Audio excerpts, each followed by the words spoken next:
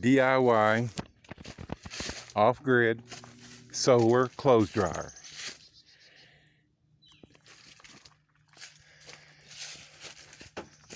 Less than 10 bucks.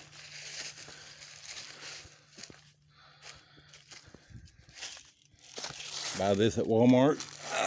This whole row, I don't know how much it was. I think it was like 3 or 4, maybe $5. Bag of clothespins.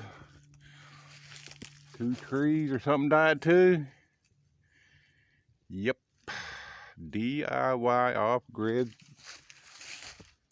solar clothes dryer. Works like a charm. To keep your clothes from stiff, put some vinegar in your rinse water and give them a good snap when you take them off the line, and there you go.